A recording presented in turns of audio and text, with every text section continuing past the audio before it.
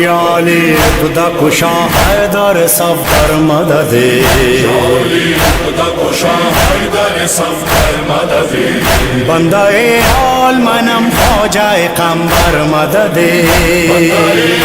منم خواجہ قمبر مدد، سوج زہرا مدد نفس پیمبر مدد، سوج زہرا مدد نفس پیمبر مدد، وقت امداد ہے آتا ہے خیبر مدد۔ بسم اللہ الرحمن الرحیم ان فاطمة الزہراء علیہ السلام بنت رسول اللہ صلی اللہ علیہ وآلہ قال سمعت فاطمة انہا قالت دخل علی ابی رسول اللہ فی بعض الایام فقال السلام علیک یا فاطمہ فقلت عليك السلام قال إني أجد في بدني ضعفا فقلت له أعيذك بالله يا أبتاه من الضعف فقال يا فاطمة ائتيني بالكساء اليماني فغطيني به فأتيته بالكساء اليماني فغطيته به وسرت أنظر إليه وإذا وجهه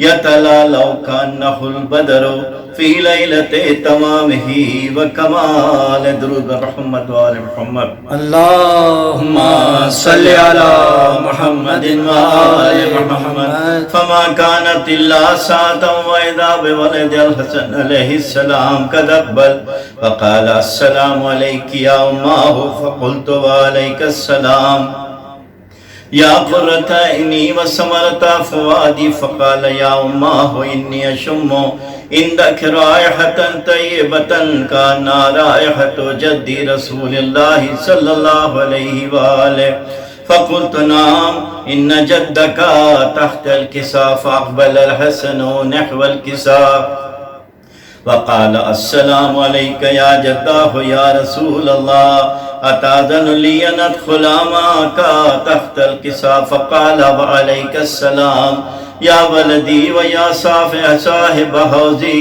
قد اذنت لك فدخل معه تحت الكساء درود بر محمد وآل محمد اللہم صل علی محمد وآل محمد فما كانت الا ساعة وإذا بولد الحسین علیہ السلام قد اقبل فقال السلام علیک یا اماه فقلت وعلیک السلام یا قرۃ عینی وثمرۃ فؤادی فقال لی یا اماه انی اشم عندك رائحة طيبة كأنها رائحة جد رسول الله صلى الله عليه وآله فقلت نعم إن جدك وأخاك تحت الكساء فدنا الحسين نحو الكساء فقال السلام عليك يا جداه السلام عليك يا من اختاره الله تأذن لي أن أكون معكما تحت الكساء فقال وعليك السلام يا ولدي ويا شافع أمتي قد أذنت لك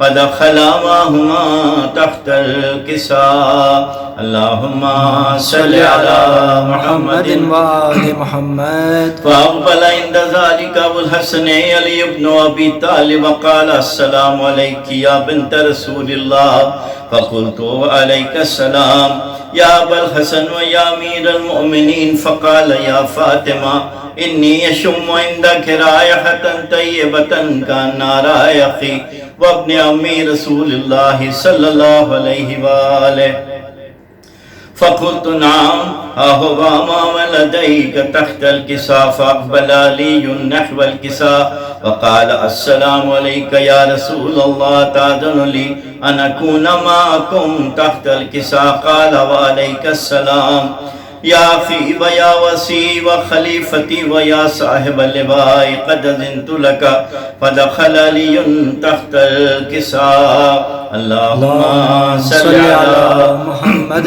وآل محمد. ثم أتيت نحو الكساء وقلت والسلام عليك يا بطوح يا رسول الله تأذن لي أن أكون معكم تحت الكساء؟ قال وعليك السلام يا بنتي ويا بذرتي قد أذنت لك فدخلت تحت الكساء. اللهم صل على محمد وآل محمد. فلما اكتملنا جميعا تحت الكساء خذا برسول الله وترفع الكساء وأومى بيده اليمنى إلى السماء وقال اللهم إن هؤلاء أهل بيتي وخاصتي وأمتي لحمهم لحمي ودمهم دمي يؤلمني ما يؤلمهم ويحزنني ما يحزنهم.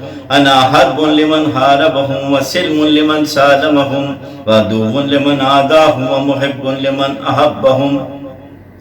إنهم مني وأنا منهم فجعل صلواتك وبركاتك ورحمتك وغفرانك ورضوانك علي وعليهم واذهب عنهم الرجس وطهرهم تطهيرا. اللهم صل على محمد وآل محمد. فقال الله عز وجل يا ملائكتي ويا سكان السماوات إني ما خلقت سماء مبنية ولا أرضا مدية ولا قمرا منيرا ولا شمسا مضية ولا فلكا يدور ولا بحرا يجري ولا فلكا يسري إلا في محبة هؤلاء الخمسة الذين هم تحت الكساء. فقال الأمين جبريل يا ربي ومن تحت الكساء؟ فقال عز وجل هم أهل بيت النبوة ومعدن الرسالة هم فاطمة وأبوها وبالها وبنوها. اللهم صل على محمد وآل محمد. فقال جبريل يا ربي تأذن لي أن أهبط إلى الأرض ليكون معهم سادسا؟ فقال الله نعم قد أذنت لك. فهبط الأمين جبريل وقال السلام عليك يا رسول الله. العلي لا يقرئك السلام ويخصك بالتحية والإكرام ويقول لك وعزتي وجلالي إني ما خلقت سماء مبنية ولا أرضا مدية ولا قمرا منيرا ولا شمسا مضية ولا فلكا يدور ولا بحرا يجري ولا فلكا يسري إلا لأجلكم ومحبتكم.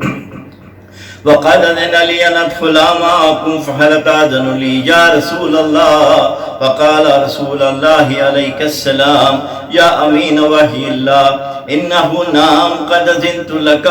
فدخل جبريل معنا تحت الكساء. اللهم صل على محمد وآل محمد. فقال لأبي إن الله قد أوحى إليكم يقول إنما يريد الله ليذهب عنكم الرجس أهل البيت ويطهركم تطهيرا. اللهم صل على محمد وآل محمد. فقال علي لأبي يا رسول الله أخبرني ما لجلوسنا هذا تحت الكساء من الفضل عند الله.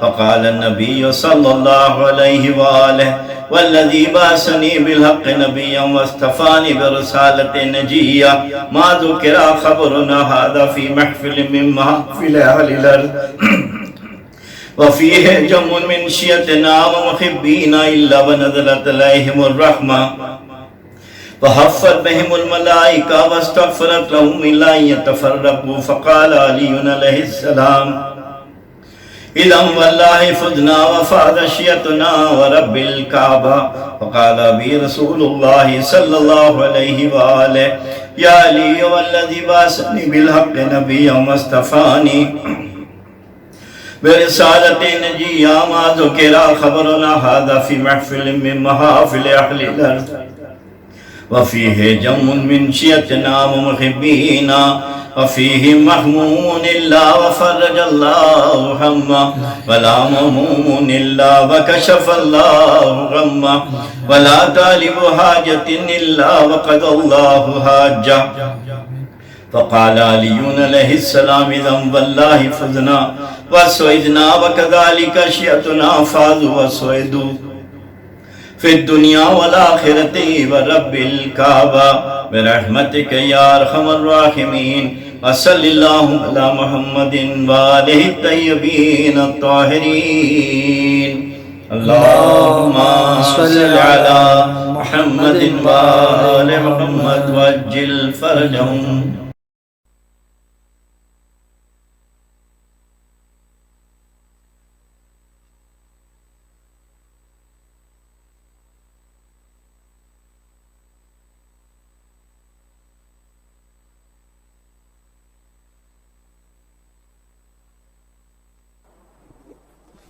ایک سورہ فاتحہ پڑھ کر تمام مومنین مومنات مرحومین کو، تمام علماء، تمام شہداء، جتنے بھی آپ کے اپنے مرحومین ہیں، میرے مرحومین ہیں، استاد سبت جعفر کی روح کو پڑھ کر بخش دیں.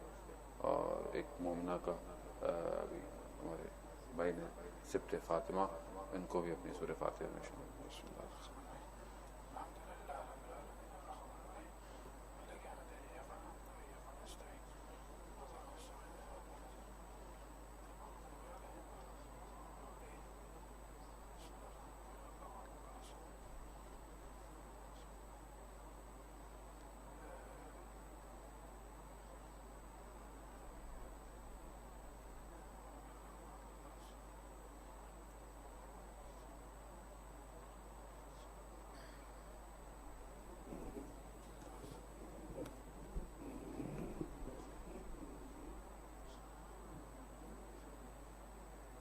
امام زمانہ کی سلامتی کے لیے ایک دفعہ صلوات بھیجتے ہیں.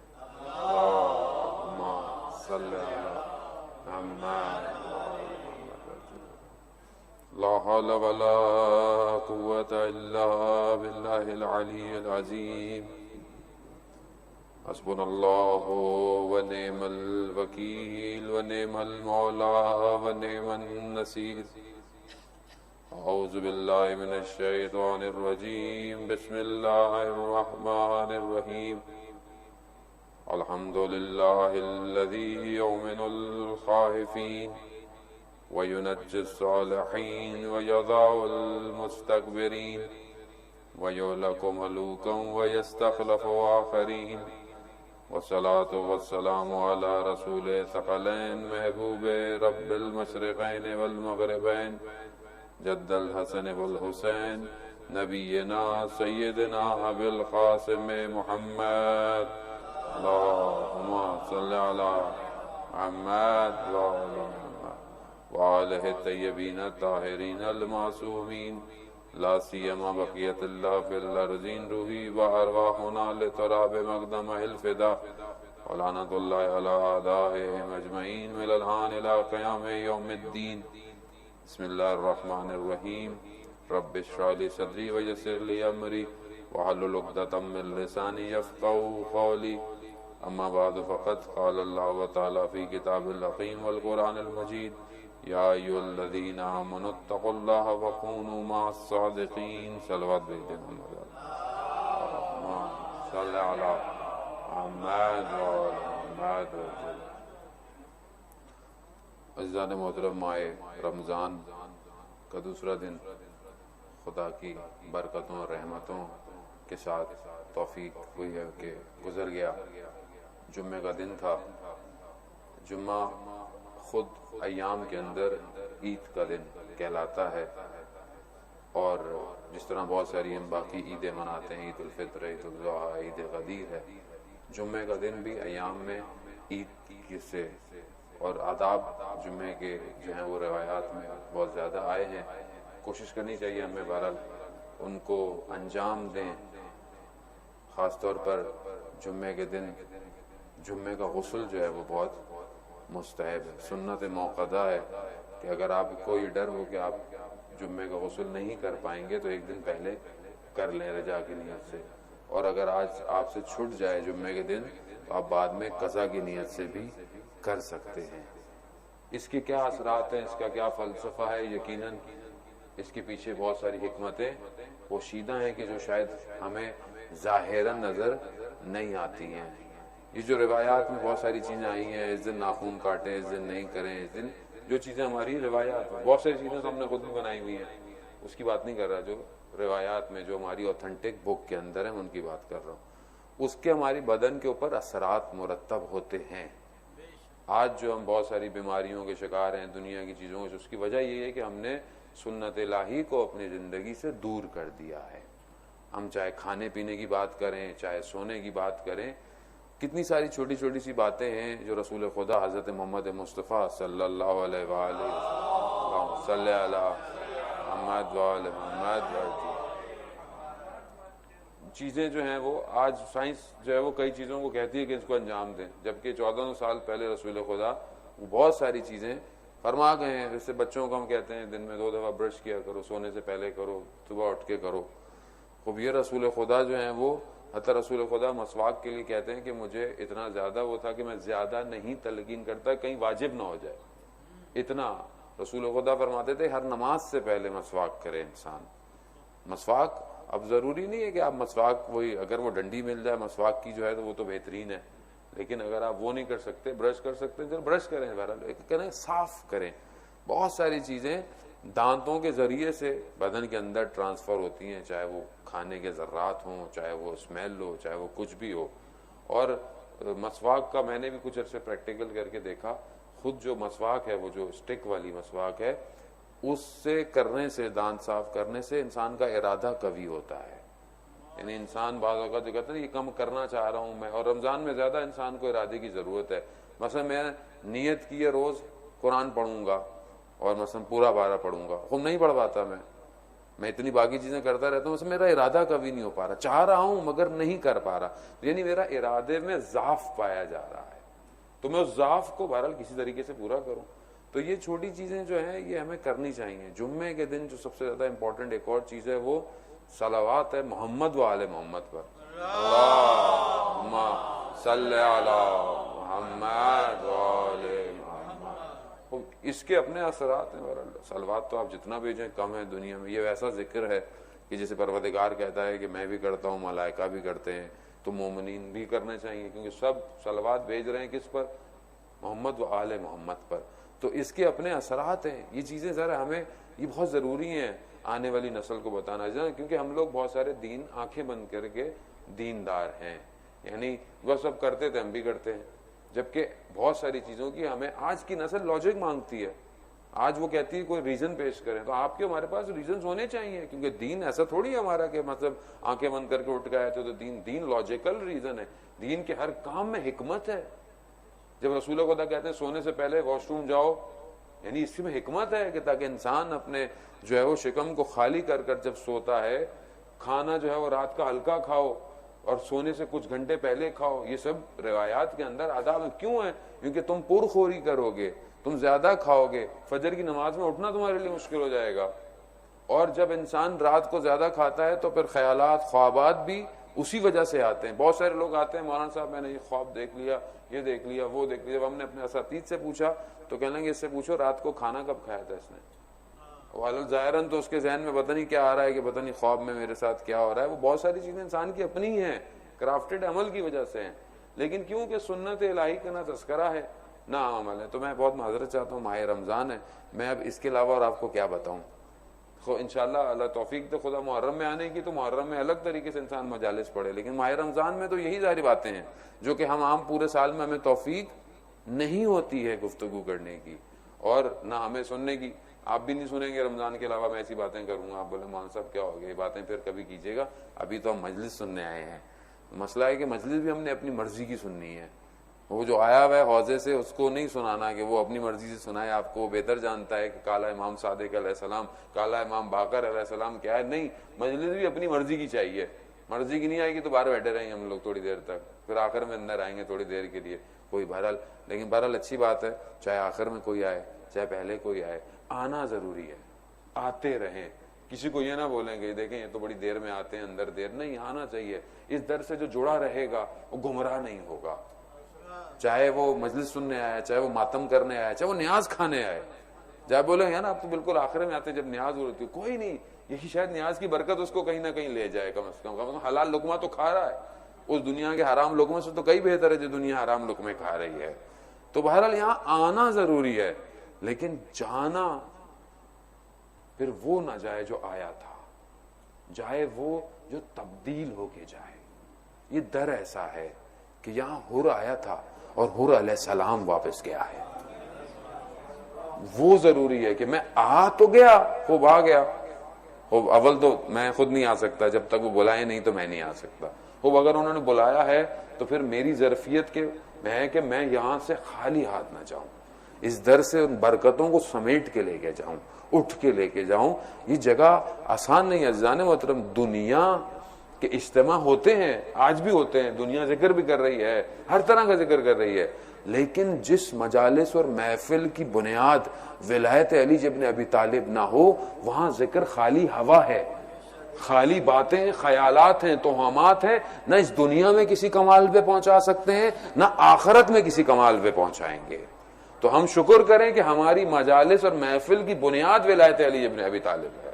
ظاہر ہے کیونکہ امام جعفر صادق علیہ الصلوۃ والسلام درود بھیجیں، اللہم صلی علی محمد وعلی محمد. امام فرماتے ہیں تم نمازیں پڑھ لو، اتنی نمازیں پڑھ لو، اتنے سجدے کر لو، اتنی حجیں کر لو، سب کر لو، سارا دن تم یعنی روزے کی حالت میں رہو، ساری شب تم رات کو کھڑے ہو کے عبادت کرو اور پوری زندگی گزار دو ایسی، مگر اگر تمہارے دل میں ولایت علی ابن ابی طالب نہیں ہے تو یہ ساری نمازیں باتیں تمہارے منہ کو مار دی جائیں گی. تو ہم خدا کا شکر کریں عزیزان محترم کہ ہم اس ولایت سے متمسک ہیں. اب یہ ضروری نہیں ہے کہ دیکھیں ہر کسی کو مولا کی معرفت بہت کمال پر ہو، نہیں ہے. جب امام کے صحابیوں کی معرفتوں کے درجات تھے تو میرے اور آپ کے بھی درجات ہو سکتے ہیں. خوب ایک آدمی جس طرح ہی بہرحال سمجھتا ہے اس کو سمجھنے دیں. اب میں اگر 4 باتیں جان لیتا ہوں تو میں سامنے والوں کہتا ہوں لو اس کو کیا پتا مولا کیا تھے، اس کا بھی مولا ہے، اس کو بھی سمجھنے دیں. آج تو طارق جمیل صاحب کے کلپ نے جو ہے وہ انٹرنیٹ پہ جو ہے وہ بلاسٹ مارا ہوا ہے، پورا ہر بندے نے جو ہے اس کو شیئر کیا ہوا ہے فیس بک پہ. تو بہرحال انہوں نے، مجھے نہیں پتا بیان ان کا کتنا یقیناً پرانا نہیں ہوگا کہ نیا بیان ہی ہے. اور جو مزے کی بات تھی اس بریکٹ میں میں نے دیکھا جو انہوں نے کہی، اور یہ کہی کہ میں نے کچھ دن پہلے یہ غور کیا. شکر ہے بہرحال کچھ دن پہلے ہی غور کر لیا، مگر کر لیا غور انہوں نے. اور غور کیا انہوں نے کہ رسول خدا نے کہا تھا کہ من کنتو مولا فہذا علی مولا، کہ جس کا میں مولا ہوں اس کا علی مولا. اور پھر انہوں نے تصریح بھی کی کہ دیکھیں مولا کے معنی دوست کے نہیں ہیں. ہم تو پچھلے کئی 100 سال سے ہی کہہ رہے ہیں کہ مولا کے معنی دوست کے نہیں ہیں. بھائی چلیں شکر ہے کہ آپ کو بھی سمجھ میں آ گیا کہ مولا کے معنی دوست کے نہیں ہیں. اور انہوں نے یہ بھی کہا کہ دیکھیں میں اب حضرت علی نہیں کہوں گا، میں مولا علی کہوں گا. اور کہیں کہ شیعہ جو مولا علی کہتے ہیں وہ صحیح کہتے ہیں. کیوں؟ کیونکہ رسول خدا نے کہا کہ مولا علی ہیں تمہارے. یا علی یا علی یا علی ماشاءاللہ. وہ تو یہ تو بہت سال پہلے وہ خدا بہرحال ہر آدمی کا ہم تو نہیں دیکھ سکتے کہ عالم برزخ میں کیا مقام ہے، لیکن وہ نصرت فتح علی خان یہی کہتے تھے کہ آج نہیں تو کل سارے علی علی کہیں گے. تو بات یہی ہے کہ وہ کہنا تو ہے سب نے. اور دیکھیں آقا جگہ نہیں ہے، فرار نہیں ہے ولایت سے. آپ کچھ بھی کر لیں، جس جنت کی تمنا میں آپ روزے رکھ رہے ہیں، جس جنت کی تمنا میں آپ صدقہ خیرات کر رہے ہیں، جس جنت کی تمنا میں آپ سجدے کر رہے ہیں، اس جنت کے دروازے پر جب آپ جائیں گے، حدیث بیان کر رہا ہوں آپ کو، جب آپ جائیں گے تو جب آپ دق الباب کریں گے، وہ جو جنت کے دروازے کی کھونٹی کھٹکھٹائیں گے تو اس سے جو آواز آئے گی وہ یا علی کی ہے. تو اگر تو یہی تعلقات بنا لیے مولا سے تو وہاں کہاں آئیں گے، لیکن اگر یہاں تعلقات نہیں بنائے تو وہاں بھی کام نہیں آئیں گے. دنیا کا رول ہے یہ. تو آج آپ پی آر بناتے ہیں کس سے، کبھی اسپانسر سے، کبھی کسی لوکل سے کہ شاید کبھی کوئی کام نکل جائے. پاکستان میں تو لوگ بڑی پی آر بناتے ہیں نا، منسٹر سے، اس سے اس سے. آج کل لوگ مولویوں سے بھی پی آر بناتے ہیں کہ مولانا کے بھی کوئی تعلقات ہو ہی جاتے ہیں، کچھ نہ کچھ تو نکال ہی دیں گے. لیکن بعض اوقات بیچارہ مولانا معاشرے میں یا نکاح پڑھواتا ہے یا بیچارہ جنازہ پڑھاتا ہے، اور اس کے علاوہ مولانا کو کیا، ارے مولانا کو کیا پتا دنیا میں کیا ہو رہا ہے. جی آپ ہی کو سب کچھ پتا ہے جو دنیا میں، کہ جب پھنستے ہیں تو پھر آپ مولانا کے پاس آ جاتے ہیں. تو بہتر ہے مولانا سے بھی پی آر اچھی بنا لیں، کیونکہ جنت کی فلائٹ مولانا کے پاس ہی ہے. باقی فلائٹوں کے آپ ٹکٹ کہیں اور سے لے لیں گے، لیکن جنت کی فلائٹ کا ٹکٹ اس ٹائم مولوی کے پاس ہے. اور کیوں نہ ہو، جس در کے بہلول جنت بانٹتے ہوں اس در کے طالب علم کیوں نہیں جنت بانٹ سکتے. تو بہرحال گھبرائیں نہیں. اب آپ بولیں گے مولانا جنت بانٹنے آئے ہیں اس سال عمان میں, ہاں بے فکر رہے انشاءاللہ. جنت خدا کی ہے, جنت رضائے الہی ہے, خدا کی رضا علی کی مرضیوں میں پوشیدہ ہے. اگر اس ولایت کی مرضی پر زندگی گزر گئی جنت ہے, اور اگر اس ولایت کے مخالف رہے, یعنی زبان سے تو رہے مولا کے ماننے والے لیکن عمل میں پیچھے رہ گئے, تو ہماری اپنی شرمندگی ہے عزیزان محترم. یعنی وہاں پر جب قیامت میں برپا ہوگا تو وہاں جو دوسرے لوگ ہوں گے وہ تو مانتے ہی نہیں تھے, لیکن ہمیں شرم نہیں آئے گی کہ ہم تو مولا کے ماننے والے تھے اور کس صف میں کھڑے ہوئے ہیں. تو یہ ہمیں اپنی زندگی میں ہی صحیح کر کے جائیں تاکہ جو ہے وہ میں وہاں شرمندگی نہ ہو عزیزان محترم. یہاں آپ کو مجھے بعض اوقات میں اگر کوئی خدا نہ خواستہ غلط کام کروں, میں اپنے استاد کے آگے شرمندہ ہوتا ہوں. جب میں اپنے استاد کے سامنے جاتا ہوں, اور وہ استاد ایسے نہیں ہے کہ مجھے ان کو کچھ بتانا پڑتا ہے, وہ میری شکل دیکھ کر پہچان جاتے ہیں کیا کر کے آیا ہے, میں ان کے آگے شرمندہ ہوتا ہوں. آیت اللہ عظمہ بہجت رضوان اللہ تعالیٰ علیہ کہ آپ کی صلوات ان کے درجات میں اضافہ فرمائے. اللہم صلی علی محمد وعلی محمد. آغا بہجت فرماتے تھے کہ جب میرے پاس آؤ استغفار کر کے آیا کرو. کیوں؟ کیونکہ آغا بہجت کو اصلی شکلیں نظر آتی تھی. اصلی شکل کیا ہے؟ یہ میری اصلی شکل نہیں ہے, یہ میری ظاہری شکل ہے. میرے اندر میرے نفس کی جو شکل ہے جو میرے عمل کی وجہ سے ہے. اگر میرا عمل اچھا ہے تو اچھی شکل ہے, اور اگر میرا عمل برا ہے تو میری شکل مختلف جانوروں کی شکلوں میں ہے. جتنا بدتر عمل خدا نہ خواستہ اتنا بدترین جانور ہوں میں, اور جتنا بہتر ہوں گا اتنی شکل میری بہتر ہے. تو اس لیے فرماتے تھے کہ جب میرے پاس آؤ تو استغفار کر کر آیا کرو. کیوں؟ تاکہ میں تمہاری صحیح شکلیں نہ دیکھوں. یعنی الہی نمائندے تھے, خدا غفار ہے, ستار ہے, خدا تو یہ بھی اپنے آپ کو اسی میں تو ہم نہیں دیکھنا چاہتے تمہیں. بہت بڑے عالم دین تھے, نجف اشرف کے اندر کہا میں نہیں بتاؤں گا, کہا نہیں مجھے آپ بتائیں. جاتے تو آپ صحیح ہیں, واپس آپ اپنے آپ کو چھپا کے آتے ہیں کہ کسی کو آپ دیکھیں نہیں. تو کہتے ہیں کہ میں ایک شرط بتاؤں گا کہ تم جب تک میں زندہ ہوں اس کا ذکر کسی سے نہیں کرنا. کہتا میں نہیں کروں گا. کہا کہ میں جب اندر جاتا ہوں مولا کی زیارت پر تو مولا میرے آگے حجابات ہٹا دیتے ہیں کچھ دیر کے لیے, تو میں جب باہر نکلتا ہوں تو مجھے لوگوں کی اصلی شکلیں نظر آتی ہیں, لیکن یہ دیر عمل تھوڑی دیر کا ہوتا ہے. تو میں نہیں چاہتا کہ جب یہ کم ہو جائے تو میں دوسرے لوگوں کو ویسے ہی دیکھوں جیسے وہ اصلی ہیں. تو میں نہیں چاہتا, اس لیے میں یہ آبا کو ڈھانپ کر آتا ہوں. یہ اولیاء خدا ایسے تھے عزیزان محترم. ہم آج بڑے آرام سے بیٹھے ہوئے ڈرائنگ روم میں مجتہدوں پہ انگلیاں اٹھاتے ہیں کہ یہ کیا کہہ دیا, وہ کیا کہہ دیا. ہمیں تو دیوار کے ادھر نظر نہیں آتا. ہم تو فون پہ کسی سے بات کریں 2-4 دن بعد 10 دن بعد اس کی آواز نہیں پہچانتے. یہ دیوار کے ادھر نہیں, یہ تو ہمارے آخرت تک کے معاملات کو دیکھ لیتے تھے. کیوں؟ کیونکہ یہ اس گھرانے کے نوکر ہیں. انہوں نے جو پایا ہے انہی ذریعوں, انہی حرموں کے سجدے شذوذوں سے پایا ہے. ہم نے خود اپنی آنکھوں سے دیکھا. آیت اللہ مصباح یزدی اتنے بڑے دنیا کے اس ٹائم بڑے فلاسفر میں سے ہیں. میں نے حضرت معصومہ سلام اللہ علیہ درود بھیج دے محمد والے محمد اللہم صلی علی محمد.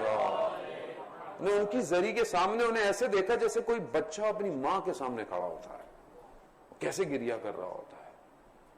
یہی در ہیں دینے والے, ہم لے نہیں پا رہے. اسی لیے انسان کو اپنے عمل کو, میں تو نہیں جانتا آپ کے مولا, آپ میرا عمل نہیں جانتے, میں تنہائی میں کہتا ہوں آپ مجھے نہیں جانتے, میں آپ کو نہیں جانتا, مگر یہ اولیاء خدا جانتے ہیں. جب ان کے پاس جاؤ تو انہیں پتہ چل جاتا ہے. اور یہ ڈاکٹر ہیں, بیسیکلی روحانی ڈاکٹر ہیں. جیسے آپ ڈاکٹر کے پاس جاتے ہیں تو آپ اس کو ڈاکٹر نہیں بتاتے بس یہ ہوا تھا یہ ہوا تھا, تو وہ خود آپ کی نفس چیک کرتا ہے, آپ کے چہرے کے رنگت سے, آپ کی چیزوں سے پہچان جاتا ہے. آپ کو دین کے معاملے میں ہماری رجوعات مراجعات نہیں, ارے مولانا کو کیا پتا, ارے مجتہد جو ہے وہ مائگریٹ. اب یہ وہاں ہیں جہاں علماء ذاکرین ہیں, ایسا نہیں کہ ایسا جنگل ہے کہ جہاں کوئی آج تک گیا ہی نہیں ہے. نہیں, یہاں بحث ہو رہی ہے, شرط لگی ہوئی ہے.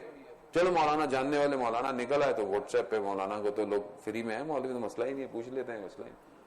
خدا کا شکر ہے بہرحال یہ بھی توفیق الہی ہے بہرحال آج کل اس کی وجہ سے انسان تو کیا ہے روزے کی حالت میں کافر مر گئے. میں نے کہا اول تو خدا کا بندہ عبادت میں, روزہ عبادت ہے, روزہ خدا کے قریب کرتا ہے, روزے میں انسان کی سانسیں عبادت ہیں, اس عمل میں اگر جا رہا ہے تو خدا کے بہترین ہے وہ قریب ہے. کیا ہو گیا ہے کہ وہ کافر مر گیا؟ کیوں؟ وجہ کیا ہے؟ وجہ یہ کہ جہاں سے دین لینا ہے وہاں سے نہیں لے رہے. دین فیس بک سے اور یوٹیوب سے لے رہے ہیں. فیس بک کا فتویٰ, یوٹیوب کا فتویٰ.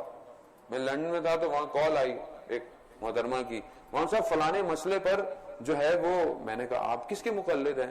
کہا وہ نہیں, ہم نے تو وہ یوٹیوب پہ دیکھا ہے. تو میں نے پھر یوٹیوب سے تقلید کریں اور یوٹیوب سے پوچھیں پھر آپ. کیوں؟ کیونکہ ہم نے اصل میں دین کو سمجھا میں تو مسئلہ ہی کوئی نہیں ہے.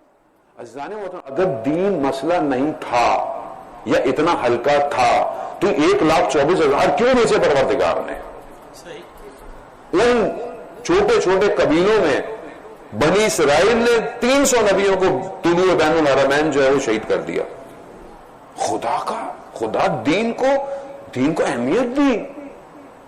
مولا کائنات کیا ارشاد فرماتے ہیں کہ وہ نعمت جس کا تم سب سے زیادہ شکر کرو وہ کیا ہے؟ دین اسلام ہے. یہ وہ نعمت ہے جس کا تم سب سے زیادہ شکر کرو. اور دین کاملی ولایت علی ابن ابی طالب پر ہو رہا ہے. الیوم اکملت لکم دینکم, آج دین ہم نے مکمل کر دیا اس ولایت کے ساتھ. اب یہ ہم نے بھی جو ولایت لی ہوئی ہے یہ بس ہم نے بس باتوں میں لی ہوئی ہے. عمل کے پیروکار, میں آپ کو نہیں کہہ رہا خدا نہ خواستہ, میں اپنے آپ کو کہہ رہا ہوں میرا عمل نہیں ہے اچھا. جیسا ایک مولا کو ماننے والا شیعہ ہونا چاہیے میں ویسا نہیں ہوں. اچھا میں اپنے آپ کو بڑے آرام سے, وہ کہاں ہم لوگ اگر جو انہوں نے باتیں کی تھی ہمارے عمل کے لیے نہیں تھی تو پھر وہ مارس میں جاتے یا پلوٹو میں جاتے یا کسی اور گلیکسی کے اندر جاتے. جو ملکی ویو گلیکسیاں ہیں وہ کہیں اور جاتے. تو کائنات تو آپ کو دیکھیں نا آج کل جو ہے وہ ایک سورج کے دوسرے سورج تک ایک کے فاصلے پر پتہ نہیں 8,000 مائل کے فاصلے پر کائنات اتنی بڑی ہے کہ ابھی تک ڈرک پہ ڈرک نہیں کر پا رہا انسان. اور ابھی تو صرف ایک سٹیج نہیں ہو رہی ہے, باقی جو بلیک ہولز ہیں وہ کچھ اور ہیں. پھر اس کے بعد پتہ نہیں کہ یہ صرف مادیت ہے, یہ برزخ نہیں ہے. برزخ اس کے 8 گنا بڑی ہے. اور قیامت تو وہاں پر تو ہر شخص کے لیے جو مقام ہے وہ ایک الگ ہے. یعنی اگر ہم صرف خالق کی اس مخلوقات کو دیکھ لیں تو ہم سر سجدے سے کبھی نہیں اٹھائیں گے, کبھی نہیں اٹھائیں گے. آیت اللہ عظمہ بہجت یہی فرماتے تھے اگر تمہیں خدا کے وجود کا احساس ہو جائے تو کبھی بھی تم گناہ نہیں کرو گے, کہ ہمیں احساس نہیں ہے خدا کا. خدا ہے بھی کہ نہیں ہے, جبکہ مولا کائنات کیا فرما رہے ہیں؟ میں نے اپنے ارادوں کو ٹوٹنے سے پروردگار کو پہچانا. عزیزان محترم, ہم کنفیوژن کا شکار ہیں, ہمیں معرفت سے دور کیا جا رہا ہے. ہم نہیں کر سکتے, ہمارا کیا کام ہے, ہمیں کیا ضرورت ہے. نہیں عزیزان محترم, کون پڑھے گا؟ اس مکتب کے ماننے والے اگر نہج البلاغہ نہیں پڑھیں گے, اس مکتب کے ماننے والے اگر صحیفہ سجادیہ نہیں پڑھیں گے, اس مکتب کے ماننے والے اگر قرآن اور تفسیر نہیں پڑھیں گے تو کون پڑھے گا؟ صحیح تفسیر کس کے پاس ہے؟ قرآن کی. اہل بیت. قرآن جب نیزوں پہ اٹھایا گیا تو میرے مولا نے کیا کہا تھا؟ میں ناطق قرآن ہوں. یہ سامت قرآن ہے, البتہ وہ بھی خالی ڈبے تھے, قرآن نہیں تھا. یہ پھر بھی میں نے کہا کہ میں ناطق قرآن ہوں, مجھے چھوڑو. مہاراج آپ اپنے دل پر ہاتھ رکھیں. جمعے کا دن تھا, گزر گیا. ناطق قرآن جو ہمارے درمیان میں موجود ہے, کتنا میں نے اسے یاد کیا. قرآن صامت ہمارے پاس ہے, ناطق غیبت کے پردے میں ہے. صامت کو ہم سن رہے ہیں, پڑھ رہے ہیں. خطبہ شعبانیہ میں رسول خدا صلی اللہ علیہ وآلہ وسلم نے درود بھیجا, اللہم صلی علی محمد. رسول خدا نے کیا ارشاد فرمایا کہ قرآن تلاوت کرو. اب ہمارے شروع ہو جاتا ہے بات سے جو میں مولانا نجیب زیدی صاحب قبلہ موجود نہیں ہے, انہوں نے آرٹیکل لکھا ہے ابھی یہ خطبہ شعبانیہ کی تشریح پر, اور بہرحال انہوں نے لطف کیا کہ مجھے بھیج دیا, تو اس میں سے میں چیزیں ان ایام میں آپ کی خدمت میں دیتا رہوں گا. قرآن ہمارے یہاں کیا چیز غلط رائج ہے؟ ماہ رمضان میں قرآن شروع کر دیا تو پورا پڑھنا پڑ جائے گا. ایک یہ غلط کانسیپٹ ہے ہمارے یہاں کہ بھائی پڑھتے نہیں ہے کیوں وہ پورا پڑھنا پڑ جائے گا، جبکہ کوئی ایسی بات نہیں ہے. قرآن سورہ مزمل میں خود کہہ رہا ہے کہ جتنا پڑھ سکتے ہو پڑھو، جتنا پڑھ سکتے ہو پڑھو.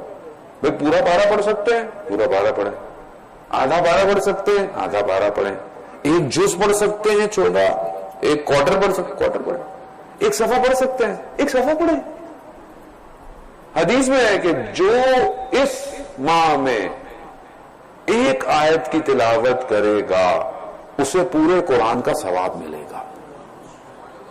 اب آپ جتنی آیتیں پڑھیں گے اتنے قرآن کا ثواب ہے. سورہ حمد پڑھی آپ نے 7 دفعہ قرآن کا ثواب مل گیا آپ کو. اب اس سے آسانی اور کیا ہے مجھے بتائیں. اب آپ بولے مولانا آپ خود ہی پڑھ لیا کریں ہمیں ثواب بخشتے ہیں، تو میں یہی کر سکتا ہوں، میں آپ سب کو ثواب بخش دوں گا جو میں پڑھوں گا. میں خود بھی تو کچھ کروں میں عزیزان محترم. کوئی تھوڑی سی تو ہل جل ہونی چاہیے نا، تھوڑا سا ٹائم نکال لے آپ نے. اب رمضان میں یہاں بڑی آسانی ہے آج کے، جیسے بعض آفس 1-8 بجے بند ہو جاتے ہیں، پھر شام کو کھلتے ہیں، پھر گیپ ہے. ہم خوش بہت ہیں لیکن خوشی کس بات کی ہے؟ نیند پوری ہو جائے گی. ٹھیک ہے یہ بھی حدیث میں ہے کہ جس مہینے میں سوئے گا سونا بھی ثواب ہے، لیکن یہ سونا کہیں چاندی میں نہ بدل جائے، اس لیے بہتر ہے کہ تھوڑا آدمی سوئے بھی صحیح، تھوڑا سا قرآن بھی پڑھے. تو کتنا اچھا ماحول ہو. آپ گھر میں بیٹھے ہوئے، اگر گھر والے کچن میں مصروف ہیں، آپ اگر بیٹھے ہوئے ہیں، آپ قرآن کھول لیں پڑھ لیں، بچے آپ کو دیکھ رہے ہیں، کیا معنویت ہے. حدیث میں عزیزان محترم وہ گھر جس میں قرآن کی تلاوت ہوتی ہے اہل آسمان کے لیے، اہل عرش کے لیے، جس میں ملائکہ بھی شامل ہیں، ان کے لیے یہ گھر ستاروں کی طرح چمکتے ہیں جیسے ہمارے لیے تاریکی میں ستارے چمکتے ہوئے نظر آتے ہیں. اگر آپ چاہتے ہیں کہ آپ کے گھر کی شہرت عرش پر ہو تو قرآن کی تلاوت کریں، مگر کیونکہ ہم مادیت میں اتنے گرے ہوئے ہیں، اتنے زیادہ پھنسے ہوئے ہیں کہ کون پڑھے. اچھا ابھی قرآن رمضان شروع ہوتا ہے تو ہمارے میسج بھی شروع ہو جاتے ہیں، بھائی قرآن پڑھنے کے علاوہ فکر بھی کرنی چاہیے، تدبر بھی کرنی چاہیے. وہ کہتا ہے میں پہلے پڑھ نہیں رہا تھا، فکر کون کرے گا؟ چلو بھائی یہ بھی نہیں ہو رہا ہم سے. نہیں ہے. دیکھیں قرآن کا دیکھنا ثواب ہے، قرآن کا سننا ثواب ہے، قرآن کا پڑھنا ثواب ہے، اور فکر تدبر تو اس کا اگلا مرحلہ ہے. لیکن آپ بسم اللہ سے پڑھیں تھوڑی سی، آپ پہلے پڑھ لیں، آپ نہ فکر نہ کریں، فی الحال تدبر نہ کریں، آپ پڑھنا شروع کر دیں کم از کم، پڑھے تو صحیح کم از کم. اب اس چکر میں بھائی ہم قرآن پڑھتے نہیں ہیں، ہم لوگ فکر کرنے والے لوگ ہیں قرآن پر، وہ اس چکر میں پڑھ ہی نہیں رہے. ایسا نہیں ہے عزیزان محترم. ماہ رمضان میں تلاوت کا الگ ثواب ہے. کچھ نہیں، آپ گاڑی میں جا رہے ہیں، موبائل آپ سب کے پاس ہے ماشاءاللہ، آپ اس میں لگا لیں. آدھے گھنٹے کے تو سافٹ ویئر آ گئے کہ آدھے گھنٹے میں آپ کے پورے قرآن کے پارے کی تلاوت ہے. وہ آپ نہیں پڑھ سکتے، آپ کان میں لگا لیں، سنتے رہیں کم از کم. یعنی اتنی آسانی کے باوجود بھی اگر میں اس قرآن سے دور ہوں عزیزان محترم، اور یہ جیسے سامت قرآن ناطق قرآن ہے تو یہ سامت امام ہے. جب میں سامت امام کے قریب نہیں جا رہا تو کل میں اصل امام کے قریب کیسے جاؤں گا؟ لمحہ فکری ہے کہ آج قرآن نے ہی میری زندگی میں صلوات بھیجے محمد والے صلی اللہ محمد. سینئر علماء آ جاتے ہیں تھوڑی ہمیں ٹینشن بھی جلتی ہے کہ غلطی ہو گئی تو یہ بعد میں پھر سائٹ پہ لے جائیں گے. بہرحال انشاءاللہ اللہ کرے گا غلطی نہ ہو.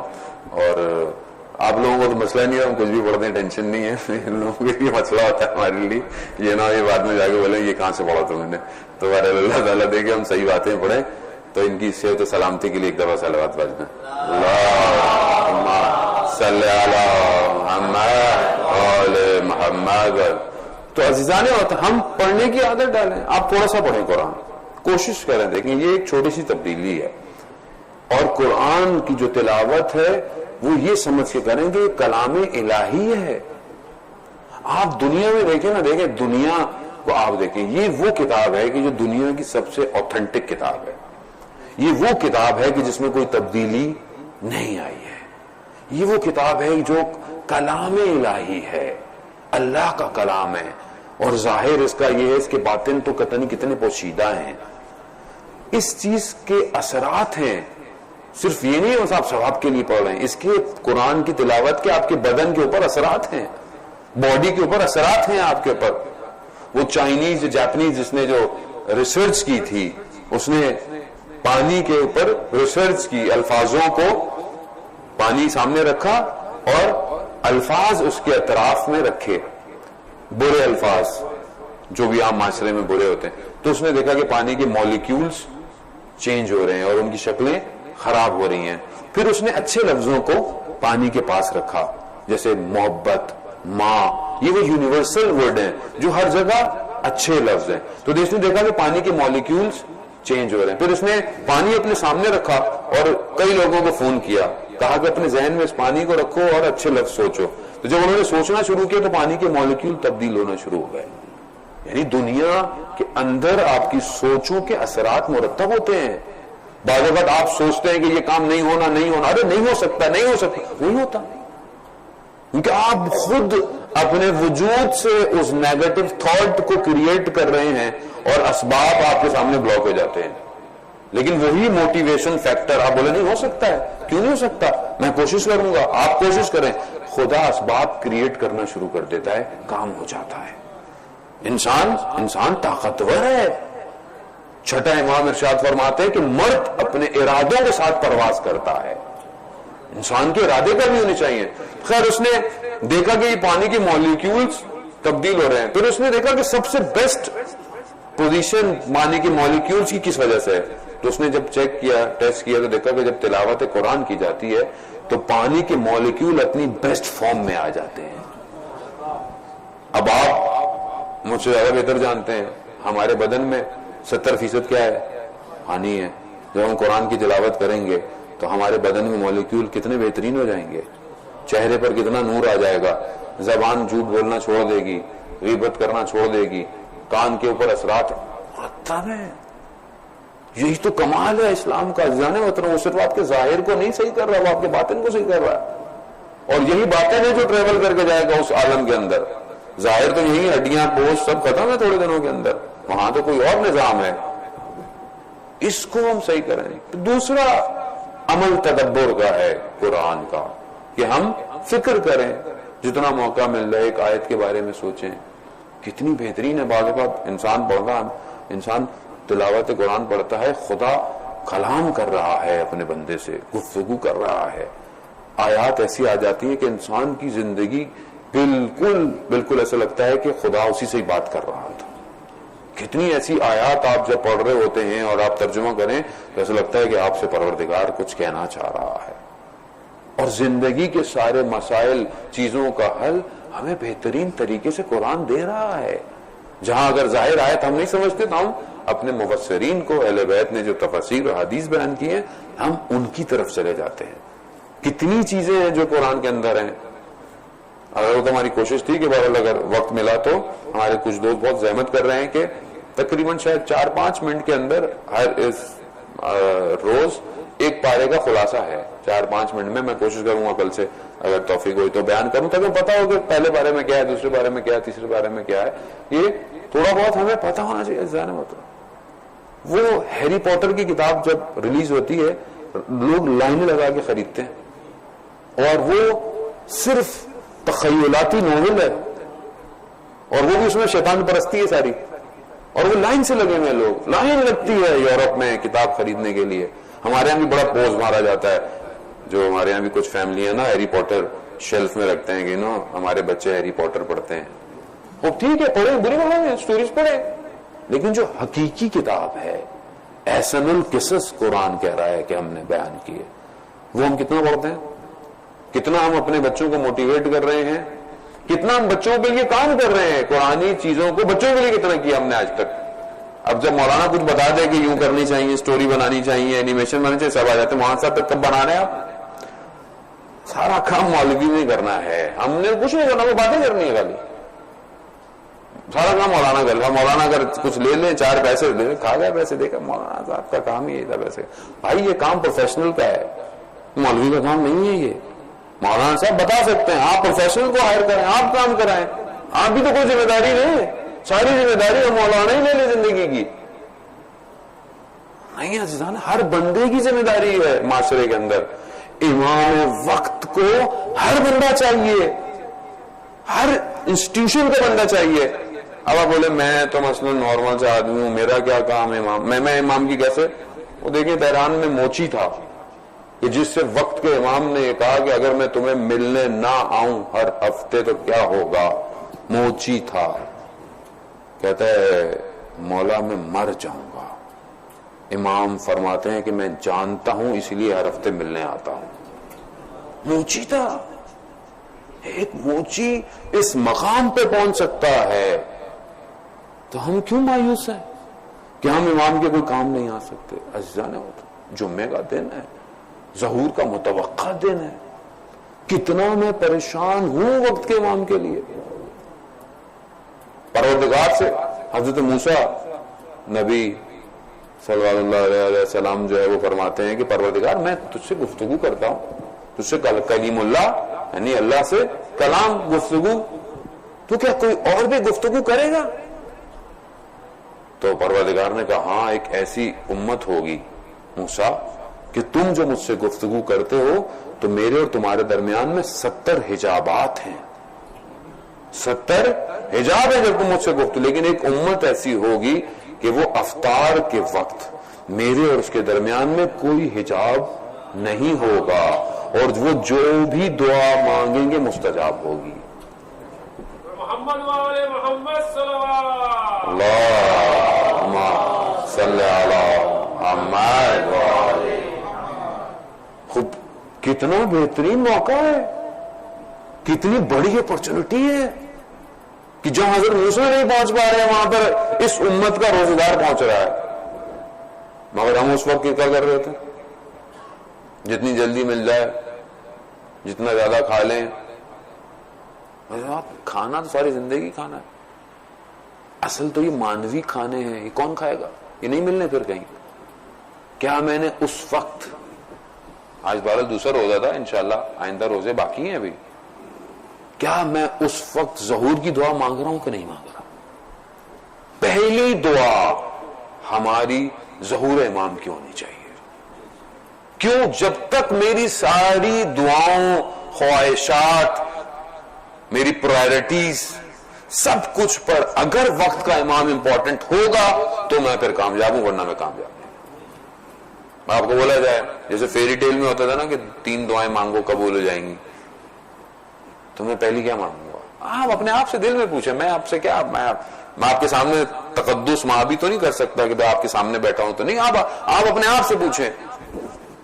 آپ گھر مانگیں گے، گاڑی مانگیں گے، یا کوئی بہت بڑی نوکری مانگیں گے، یا بولیں گے یہ میرا کام ہو جائے وہ، لیکن میں انڈیویجول ہوں، میری ساری پریشانیاں فردی ہیں، لیکن ظہور کا ہو جانا عالم کی پریشانیوں کو ختم کرے گا۔ یہاں خود غرضی نہیں ہونی چاہیے۔ کربلا کو ماننے والے خود غرض نہیں ہے، کربلا سیکریفائس ہے، قربانی ہے، ایثار ہے۔ کربلا وہ راستہ دکھا رہا ہے کہ تمہیں اپنا کچھ نہیں، سب اللہ کا، سب خدا کا۔ جو امام ہے اس کے گرد گھومتے رہو، اور امام کے گرد کربلا والوں نے گھوم کر دکھایا، تیر کھا لیے، سب کھا لیے، مگر امام کو تیر نہیں لگنے دیے جب تک زندہ تھے۔ یہ کمال ہے۔ ساری زندگی اگر ہم اس درخواست کو سنتے رہیں اور اپنے وقت کے امام کے اوپر قربان نہ ہو پائیں تو پھر ہم کیا کر رہے ہیں عزیزان محترم؟ آغا پناہیان کے جو بہت بڑے اسکالر ہیں ایران کے، وہ کہتے ہیں کہ ہم جو دعا کرتے ہیں کہ امام سے ضرور، امام کی زیارت ہو جائے، امام آ جائے، تو کہتے ہیں کہ میں پہلے امام کو دیکھ لیا، یعنی دیکھنا ہے امام کو، یعنی آپ سمجھتے ہیں امام کو میں دیکھ لوں، امام کو میری زیارت ہو جائے، میں امام کو مل لوں، یعنی پھر کیا ہوگا؟ پھر آپ اپنے گھر چلے جائیں گے، آپ یعنی کیا کریں گے؟ آپ بولیں گے نہیں اچھا مولا میں نے آپ کو بس دیکھنا تھا، میں اب گھر جا رہا ہوں، میرے اپنے بہت سارے کام ہیں، میرا بزنس ہے، میرا اسکول ہے، میری یونیورسٹی ہے۔ یہ کریں گے؟ یا وہ کریں گے جو حضرت عقیل کے بھائیوں نے، حضرت مسلم کے بھائیوں نے شب عاشورہ کہا تھا، جب مولا نے کہا کہ چلے جاؤ تو کہا مولا 70 دفعہ مارا جائے، 70 دفعہ زندہ کیا جائے، ماں ترکتوں کا یا حسین، آپ کو نہیں چھوڑیں گے ہم، آپ کے بغیر خاک ہو ایسی زندگی پر جو آپ کے بغیر ہے۔ تو کیا ہم ریڈی ہیں امام زمانہ کے لیے کہ امام آ جائیں تو ہم امام کو دیکھ کے واپس چلے جائیں گے؟ جبکہ دعائے ندوہ میں پڑھتے ہیں کہ امام آئیں گے، ہم امام کے گرد گھومیں گے جب تک امام کامیاب نہیں ہو جاتے۔ کامیابی یعنی ظاہری کامیابی، یعنی جو ان کی حکومت ہے، جب تک وہ نہیں ہے میں امام کو کیسے چھوڑ کے جاؤں گا؟ یعنی میں جاؤں گا میرے بچے رو رہے ہیں، میرا گھر رو رہا ہے مولا. تو کربلا میں بھی تو ایسے واقعات پیش آئے تھے جو اپنے گھر اگانوانے کے لیے گئے تو واپس نہیں آیا پھر وہ کربلا. آنے والے آئے، حبیب ابن مظاہر آئے، زہیر ابن کہن آیا، اپنے گھر کو چھوڑ کر آئے. کیا میں یہ جو تقوی پرہیزگاری یہ روزے کس لیے ہے عزیزان محترم؟ کتنا ثواب کہاں لے کے جائیں گے؟ جنت میں جائیں گے تو ثواب ملے گا نا. آپ اپنے ایک کارڈ میں، ویزا کارڈ میں یا کریڈٹ کارڈ میں یا کسی ڈیبٹ کارڈ میں جو پیسے ڈالتے ہیں کہ میں فلانی جگہ جاؤں گا کارڈ یوز کروں گا، لیکن وہاں اگر کارڈ کی مشین ہی نہیں ہے تو کیا کریں گے آپ؟ اس کو کارڈ کہاں سویپ کریں گے؟ کارڈ اپنا مشین ہی نہیں ہے وہاں پہ، تو آپ کارڈ میں جتنے پیسے ڈالتے رہے وہ بیکار ہے آپ کے لیے. تو جس جنت کی تمنا میں ثواب کما رہے ہیں، اگر جنت میں جانے کا موقع ہی نہیں ملا تو کہاں لے کے جائیں گے ثواب؟ اور جنت جب تک نہیں ملنی جب تک سردار جنت راضی نہ ہو، اور جب تک حسین کا بیٹا، حسین کا وارث زندہ ہے. عزیزان محترم، زندگی کی کوئی اور تمنا نہیں ہونی چاہیے. میں کیسے تمنا کر رہا ہوں اپنی زندگی میں وقت کے امام کے بغیر؟ متھا ترانا، میں کب دیکھوں گا آپ کو امام؟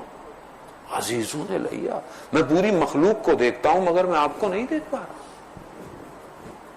کتنا تڑپتا ہوں میں.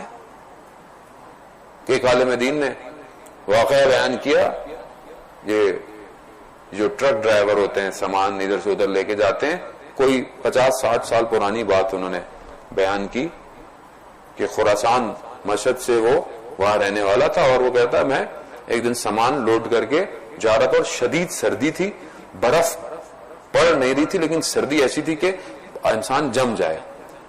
تو کہتا ہے میں نکلا اور ہائی وے پر تو اچانک سے میرا جو ٹرک تھا وہ بند ہو گیا. اب میں باہر نکلا اور میں خود مکینک بھی تھا، مجھے سب پتا تھا، میں نے پوری کوشش کر لی جتنا میں جہاں ہو سکتا تھا کہ یہاں مسئلہ ہوگا یہاں مسئلہ، مگر ٹرک سٹارٹ نہیں ہوا. اور اتنی سردی تھی کہ میں اگر تھوڑی دیر باہر رہتا تو مجھے پتا تھا کہ میں مر جاؤں گا. اور جب میں نے دیکھا کہ اب غروب کے قریب ہو رہا ہے تو میں کچھ کروں، لیکن میں کیا کرتا؟ کہتا میں آ کر اندر بیٹھ گیا کہ کم از کم اندر پھر بھی تھوڑی سی تو گرمی ہے. لیکن مجھے سمجھ میں آ گیا کہ اگر میں نے غروب تک کچھ نہیں کیا تو آج رات کو میرا جنازہ ہے یہاں سے. اتنی سردی تھی اور مجھے دور دور تک کوئی نظر نہیں آ رہا تھا. ایسے میں کہتا ہے میرے آنکھوں کے سامنے میرے بچوں کے چہرے آنے لگے جنہیں میں خداحافظ کر کر آیا تھا، اور یہ تھا کہ اب میں ان کو نہیں دیکھوں گا. اور اپنی بہت ساری چیزیں مجھے زندگی کی یاد ہے. ہمارے ساتھ بھی ہو تو زندگی میں انسان کہیں نہ کہیں پھنستا ہے ایسی مشکل میں کہ جہاں اسے اپنے اعمال نظر آنا شروع ہو جاتے ہیں کہ یہ میری غلطی تھی، یہ میری کوتاہی تھی. تو کہتا ہے اس وقت مجھے میرے اعمال آنا شروع ہو گئے. میں نماز کے معاملے میں کوتاہی کرتا تھا، کبھی رہ جاتی تھی، کبھی دیر سے پڑھتا تھا. یہ میرے اندر ایک برائی تھی. اور ایک اور برائی تھی جو میرے اندر تھی، اس کا وہ عالم دین نے بھی ذکر نہیں کیا کہ وہ یہ دو چیزیں میرے اندر کمزوریاں تھیں. تو میں نے وہیں پر وقت کے امام کو پکارا، یا امام زمان اغثنا، میری مدد کیجیے، میں آپ سے وعدہ کرتا ہوں میں آج کے بعد اپنا یہ گناہ چھوڑ دوں گا اور نماز اول وقت پڑھوں گا. کہتا ہے یہ میں نے ابھی کیا اور خدا کی بارگاہ میں بڑا گریہ کیا کہ خدا مجھے معاف کر، مجھے اس چیز سے نکال. تو میں نے دیکھا کہ سامنے سے کوئی شخص آ رہا ہے جس کے ہاتھ میں پانا ہے. تو میں سمجھا کہ شاید کوئی اور ڈرائیور ہے جس کی اپنی بھی گاڑی واڑی کوئی خراب ہے. جیسے ہی آیا تو اس نے میرے شیشے کے پاس آ کر کہا کہ مجھے کہا کہ کیا ہو گیا؟ میں نے کہا کہ کہہ رہا ہے میں صحیح کرتا ہوں. کہہ رہا نہیں ہو. کہہ رہا نہیں میں کرتا ہوں، تم سیلف کرو. کہتا ہے میں نے جیسے ہی اس نے کچھ کیا تھوڑی دیر میں نے دیکھا ٹرک سٹارٹ ہو گیا. وہ واپس آیا اور شیشے کے پاس کھڑے ہو کے کہنے لگا. تو میں نے کہا کہ بہت شکریہ، چلو میں آپ کے ساتھ چل کر آپ کی گاڑی بھی اگر مشکل ہو. کہتا نہیں میری کوئی مشکل نہیں ہے. کہا نہیں یہ کیسے ہو سکتا ہے؟ آپ نے میری لیے مدد کی ہے تو میں کوئی نہ کوئی تو آپ کی مدد کروں. میرے پاس کچھ پیسے ویسے جو تھے میں نے کہا چلو. تو کہنا نہیں ہمیں کسی چیز کی ضرورت نہیں ہے، بس اس عہد پر قائم رہنا جو تم نے کیا ہے. کہہ رہا یہ میرا سننا تھا، تو میرا بدن خشک ہوا اور میں اتنا بھی ادب نہ کر پایا کہ میں باہر نکلتا، لیکن جیسے ہی مجھے سمجھ میں آیا کہ میں باہر نکل کر پاؤں میں پڑ جاؤں، جب تک وہ شخص غائب ہو چکا تھا۔ اللہم صلی علی محمد۔ کہتا ہے پھر میں گھر گیا اپنے، اور میں نے گھر میں اپنے بچوں کو، بیوی کو جمع کیا، کہا کہ دیکھو آج سے پہلے جو زندگی تھی وہ تھی، آج کے بعد زندگی بالکل تبدیل ہے۔ بیگم کو بولا اب تمہارا حجاب صحیح ہونا چاہیے، اگر تم کر سکتی ہو تو ٹھیک ہے، نہیں تو میری طرف سے تمہیں خدا حافظ۔ بچوں کو غرولا تو گھر والوں بولے ہم تو پہلے سے اچھے تھے، تم خود اچھے نہیں ہو رہے تھے۔ پھر اپنے ایک دن کہتا ہے کہ میں اپنے جہاں وہ ٹرک لوڈ کرتا تھا تو وہاں پر اذان کا وقت ہوا، تو میں نے بولا کہ بھائی نماز پڑھنے چلو، تو سب نے بولا کھانا کھانے چلو، کہتا ہے نہیں، تو سب نے میرا مذاق اڑانا شروع کر دیا۔ لیکن میں نے کہا کہ بہرحال کیونکہ نماز کا مذاق ہو رہا تھا تو میں نے انہیں واقعہ سنایا، سب نے مجھے معافی مانگی مجھ سے، اور سب نے وہیں پر باجماعت نماز پڑھی، اور پھر اس کے بعد زندگی کام ہو۔ عزیزان محترم، آیت اللہ قاضی طباطبائی رضوان اللہ تعالی علیہ، جنہوں نے یہ دعویٰ کیا تھا کہ جب امام کا ظہور ہوگا جو سوال امام سے کیے جائیں گے وہ میں جانتا ہوں، انہوں نے یہ کہا ہے کہ اگر کوئی اول وقت نماز پڑھے اور کسی مقام پر نہ پہنچے تو قیامت میں میرے گریبان کو پکڑے۔ صرف ایک کام، نماز۔ خوب ہے جو ٹریول میں ہے، کہیں ایسی جگہ کام کرتا ہے جہاں پاکی ناپاکی کا مسئلہ ہے، کچھ ہے، وہ ایک الگ بات ہے، لیکن جہاں میرے پاس اپرچونٹی ہے، موقع ہے، پڑھ سکتا ہوں اور بیٹھا ہوا ہوں، افطاری ہے، خوب پہلے نماز پڑھیں، ایک پڑھ لیں، سنتیں نہ پڑھیں، دوسری نماز بعد میں پڑھ لیں، لیکن اس بھوکے پیٹ جو معنویت سے پر آپ کا وجود ہے، اس میں سجدہ کریں، اس کا کہیں اور اجر ہے، وہ کہیں اور لے کے جائے گا آپ کو، یعنی وہ آپ کو اہمیت دکھائے گا کہ تم نے لبیک کہا ہے، حی علی الصلاۃ پر، حی علی الفلاح پر، تم نے شکم کی طرف نہیں پڑھے ہو، تم سجدے کی طرف پڑھے ہو۔ یہی تو وہ سجدہ تھا جس کے لیے امام حسین نے قربانی دی کربلا میں، اسی کا تو توحید کا تو مسئلہ تھا، سارا توحید کا انکار کر رہا تھا یزید بیٹھا ہوا، وہی کو کہہ رہا تھا کہ سب ڈھونگ ہے بنی ہاشم کا، مگر وہاں پر اسی گھرانے سے نکلا کہ جن کے گھرانوں میں رسالتیں اتری ہوئی تھی، وہی گھر نکلا جس کے گھروں کے اطراف میں ملائکوں کا آنا جانا تھا، وہی شخص نکلا جو معدن رسالت تھے، انہوں نے دین کو بچایا۔ کون دین کے لیے اٹھا؟ کوئی نہیں اٹھا۔ اور ان کے ماننے والے اگر اپنی عبادتوں میں کوتاہی کریں، ایسے جانا مطلب ہماری اپنی شرمندگی ہے، انہیں تو کوئی فرق نہیں پڑتا۔ مولا کائنات تب بھی مولا تھے جب 25 سال بیٹھے رہے، مولا کائنات تب بھی مولا ہی رہے جب وہ 4 سال حکومت میں رہے، مولا کو کیا فرق پڑتا ہے؟ وہ تو مولا انبیاء کا مولا ہے، انبیاء کو رسالت نہیں ملی جب تک نبوت، انبیاء نے سب نے ولایت کا اقرار نہیں کیا، اسے کیا فرق پڑتا تھا کہ لوگ نہ مانے یا نہ مانے؟ بات یہ کہ امت کے اپنے مفاد کی بات تھی۔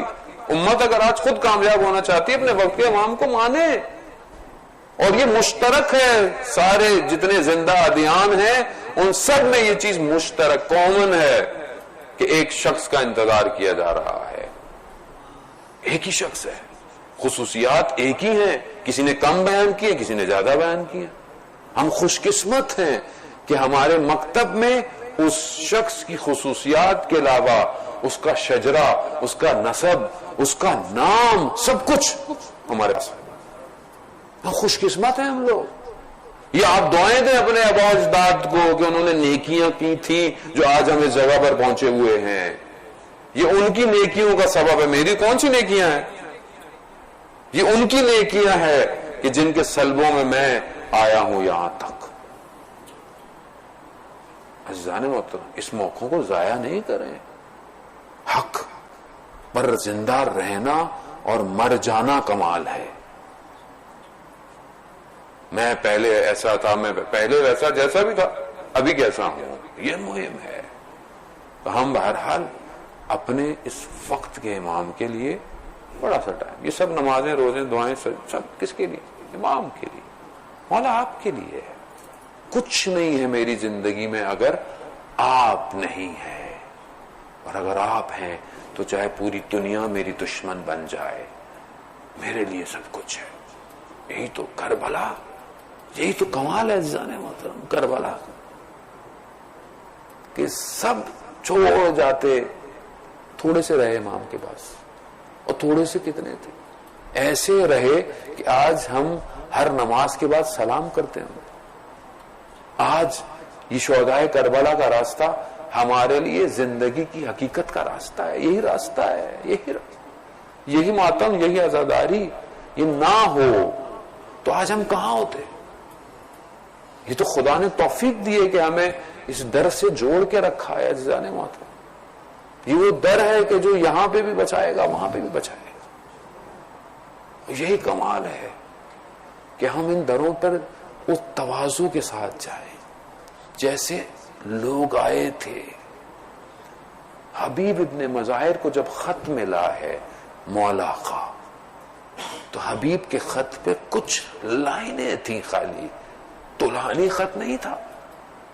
سلام ایک تو امام نے کیا، فقی کہہ کر پکارا حبیب ابن مظاہر کو، اور کہا کہ ہم کربلا میں ہیں، ہم سے آ کر جڑ جاؤ، پیوست ہو جاؤ، اس کا اجر تمہیں رسول خدا دیں گے.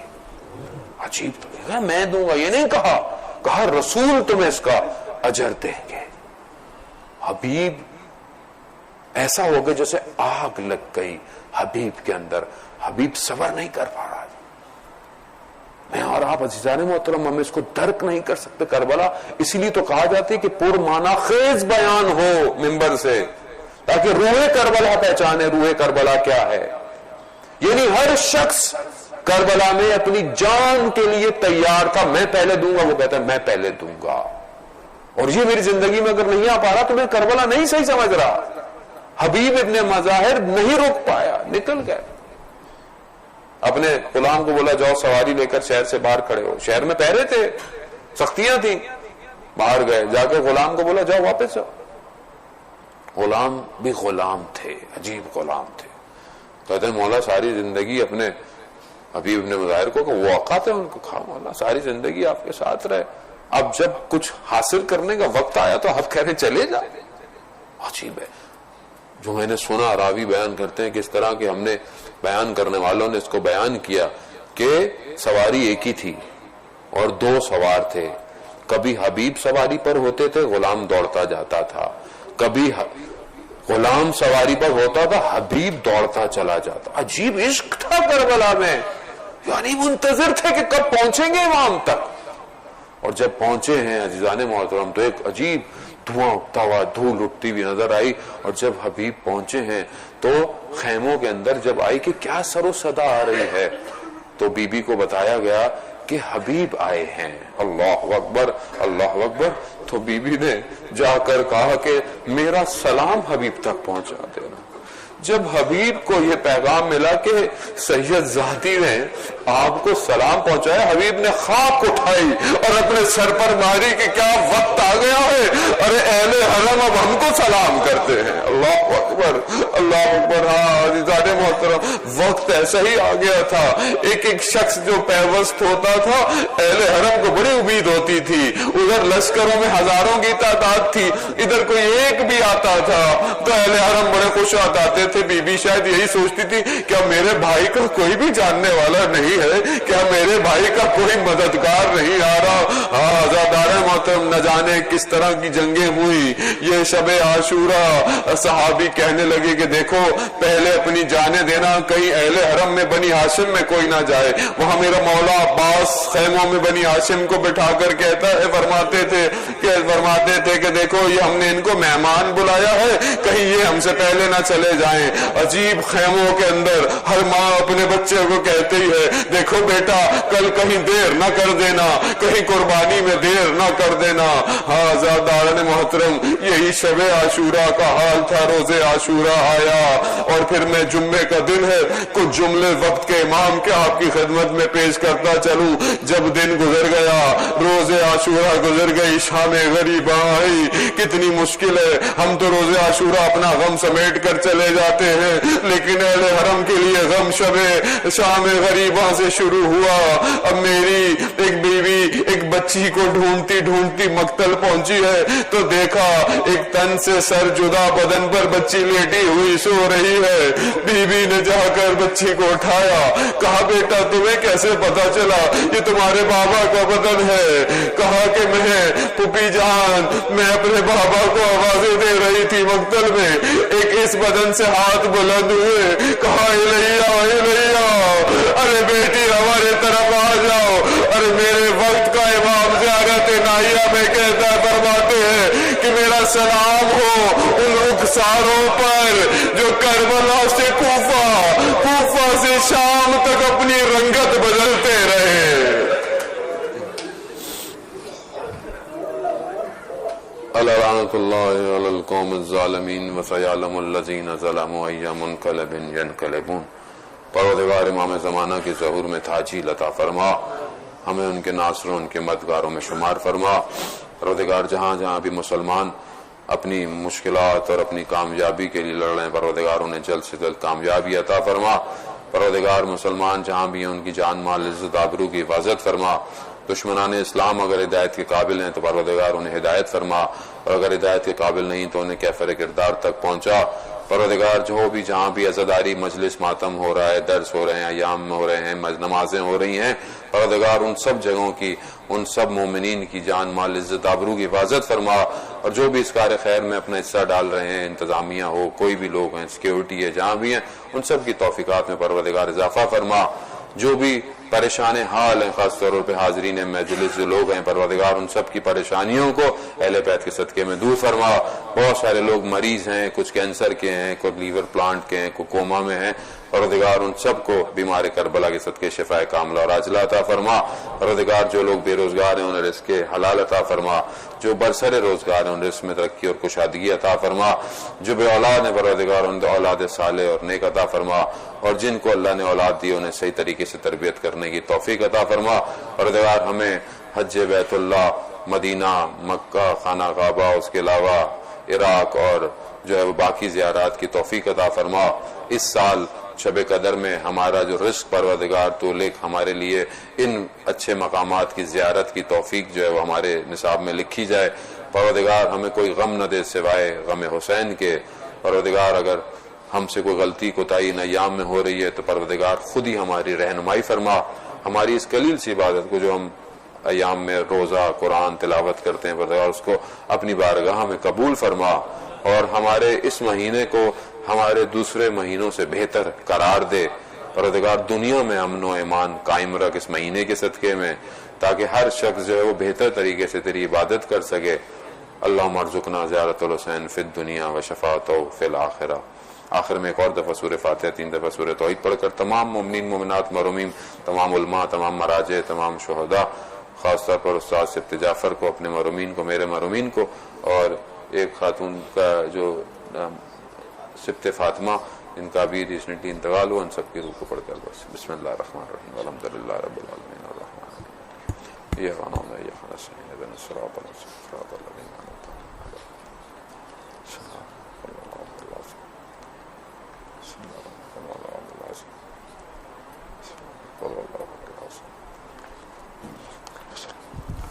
ज़रूरत भेज दे मोहम्मद वाले मोमिनीन इकराम, आप अपनी जगह पे तशरीफ रखिए। अभी तिलावत कलाम पाक और उसका तर्जुमा पेश किया जाएगा। सिर्फ 5-7 मिनट का ये प्रोग्राम है, और हमारे रोजाना का मामूल इस तरह है रमजान मुबारक के दिनों में कि इंशाल्लाह 8:30 बजे ठीक यहाँ पे दुआ इफ्तिताह की तिलावत की जाती है। आप हज़रात से दरख्वास्त है कि आप थोड़ा सा वक्त निकालिए दुआ इफ्तिताह को सुनने के लिए, और उसके फौरन बाद मजलिस शुरू हो जाती है, और नमाज़ें मजलिस के बाद इंशाल्लाह इसी तरह तिलावत कलाम पाक हुआ करें।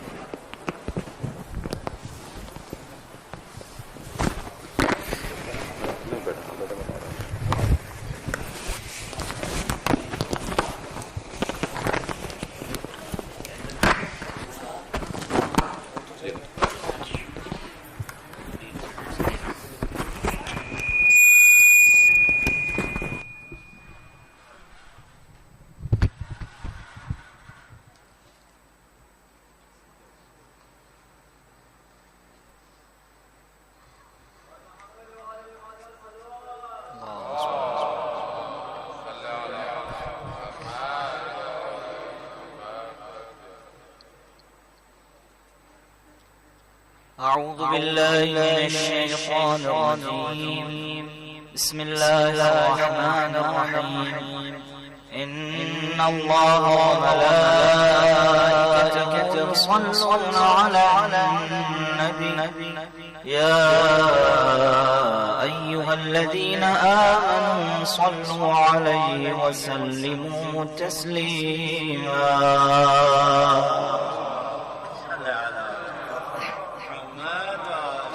بسم الله الرحمن الرحيم.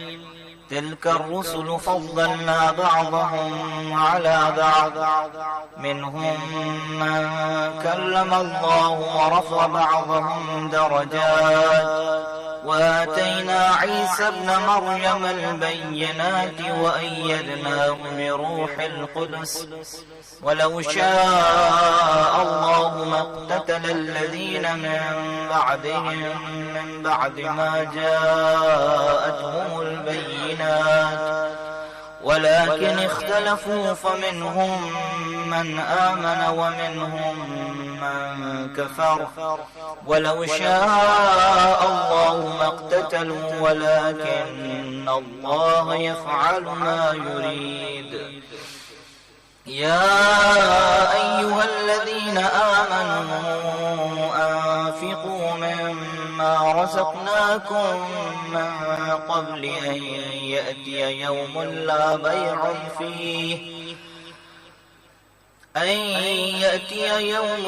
بيع فيه ولا خلة ولا شفاعة والكافرون هم الظالمون.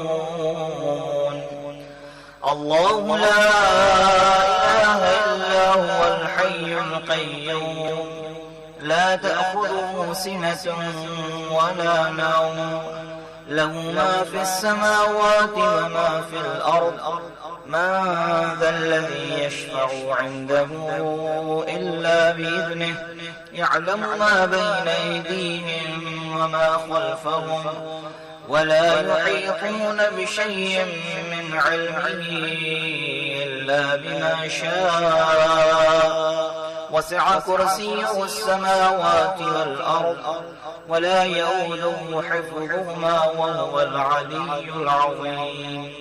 لا إكراه في الدين قد تبين الرشد من الغي فمن يكفر بالطاغوت ويؤمن بالله فقد استمسك بالعروة الوثقى لا انفصام لها والله سميع عليم.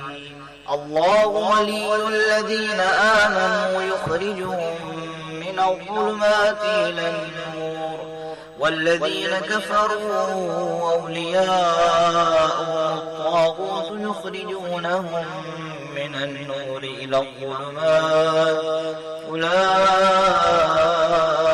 أصحاب النار هم فيها خالدون.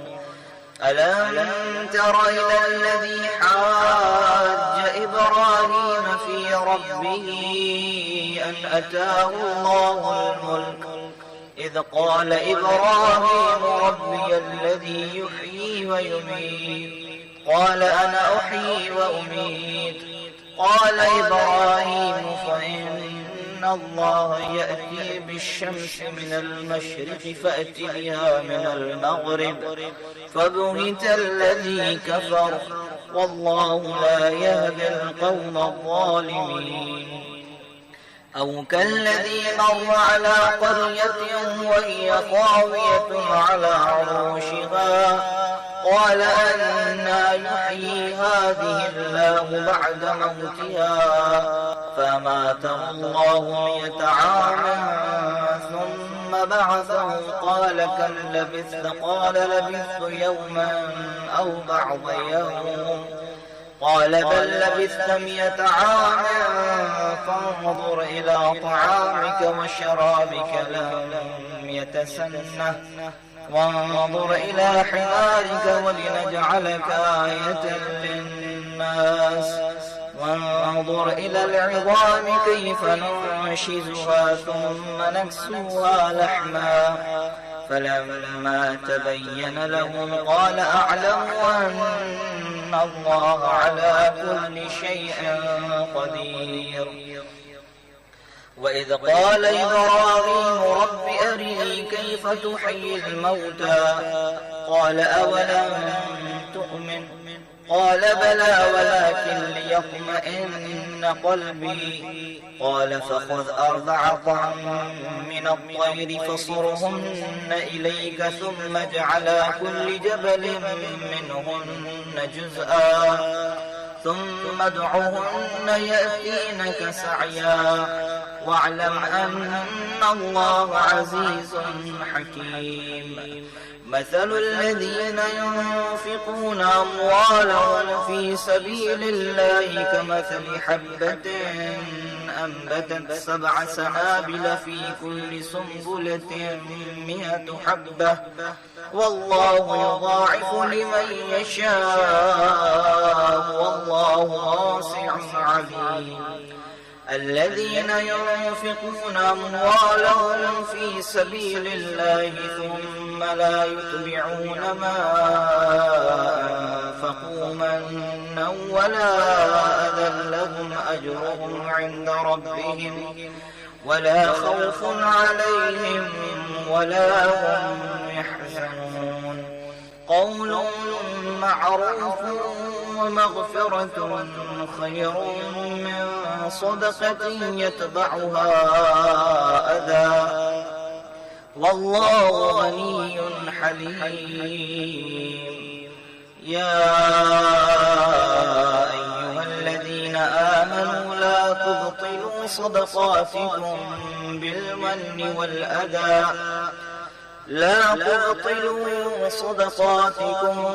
بالمن والأذى كالذي ينفق ماله رئاء الناس ولا يؤمن بالله واليوم الآخر فمثله كمثل صفوان عليه تراب فأصابه وابل فتركه صلدا لا يقدرون على شيء مما كسبوا والله لا يهدي القوم الكافرين.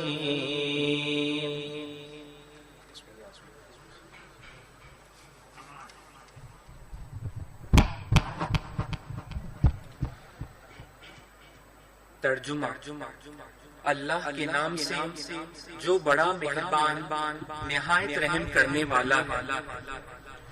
یہ سب رسول وہ ہیں جنہیں ہم نے بعض کو بعض پر فضیلت دی ہے. ان میں سے بعض وہ ہیں جن سے خدا نے کلام کیا ہے اور بعض کے درجات بلند کیے ہیں. اور ہم نے عیسیٰ ابن مریم کو کھلی ہوئی نشانیاں دی ہیں اور روح القدس کے ذریعے ان کی تائید کی ہے. اگر خدا چاہتا تو ان رسولوں کے بعد والے ان واضح معجزات کے آ جانے کے بعد آپس میں جھگڑا نہ کرتے، لیکن ان لوگوں نے خدا کے جبر نہ کرنے کی بنا پر اختلاف کیا. بعض ایمان لائے اور بعض کافر ہو گئے. اور اگر خدا طے کر لیتا تو یہ جھگڑا نہ کر سکتے، لیکن خدا جو چاہتا ہے وہی کرتا ہے. اے ایمان والو، جو تمہیں رزق دیا گیا ہے اس میں سے راہ خدا میں خرچ کرو قبل اس کے کہ وہ دن آ جائے جس دن نہ تجارت ہوگی نہ دوستی کام آئے گی اور نہ سفارش، اور کافرین ہی اصل میں ظالمین ہیں. اللہ جس کے علاوہ کوئی خدا نہیں ہے زندہ بھی ہے اور اسی سے کل کائنات قائم ہے. اسے نہ نیند آتی ہے نہ اونگ. آسمانوں اور زمین میں جو کچھ بھی ہے سب اسی کا ہے. کون ہے جو اس کی بارگاہ میں اس کی اجازت کے بغیر سفارش کر سکے؟ وہ جو کچھ ان کے سامنے ہے اور جو پسے پشت ہے سب کو جانتا ہے، اور یہ اس کے علم کا ایک حصے کا بھی احاطہ نہیں کر سکتے مگر وہ جس قدر چاہے. اس کی کرسی علم و اقتدار زمین و آسمان سے وسیع تر ہے، اور اسے ان کے تحفظ میں کوئی تکلیف بھی نہیں ہوتی۔ وہ عالی مرتبہ بھی ہے اور صاحب عظمت بھی۔ دین میں کسی طرح کا جبر نہیں ہے۔ ہدایت گمراہی سے الگ اور واضح ہو چکی ہے۔ اب جو شخص بھی طاغوت کا انکار کر کے اللہ پر ایمان لے آئے، وہ اس کی مضبوط رسی سے متمسک ہو گیا ہے، جس کے ٹوٹنے کا امکان نہیں ہے، اور خدا سمیع بھی ہے اور علیم بھی ہے۔ اللہ صاحبان ایمان کا ولی ہے، وہ انہیں تاریکیوں سے نکال کر روشنی میں لے آتا ہے، اور کفار کے ولی طاغوت ہیں جو انہیں روشنی سے نکال کر اندھیروں میں لے جاتے ہیں۔ یہی لوگ جہنمی ہیں اور وہاں ہمیشہ رہنے والے ہیں۔ کیا تم نے اس کے حال پر نظر نہیں کی جس نے ابراہیم سے پروردگار کے بارے میں بحث کی، کہ صرف اس بات پر کہ وہ خدا نے اسے ملک دے دیا تھا؟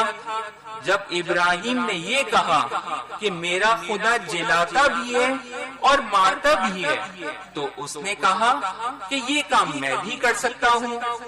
تو ابراہیم نے کہا کہ میرا خدا مشرق سے آفتاب نکالتا ہے، تو مغرب سے نکال دے۔ تو کافر حیران رہ گیا، اور اللہ ظالم قوم کی ہدایت نہیں کرتا ہے۔ یا اس بندے کی مثال جس کا گزر ایک قریے سے ہوا، جس کے سارے عرش و فرش گر چکے تھے۔ تو اس بندے نے کہا کہ خدا ان سب کو موت کے بعد کس طرح زندہ کرے گا؟ تو خدا نے اس بندے کو 100 سال کے لیے موت دے دی اور پھر زندہ کیا، اور پوچھا کہ کتنی دیر پڑے رہے؟ تو اس نے کہا کہ 1 دن یا کچھ کم۔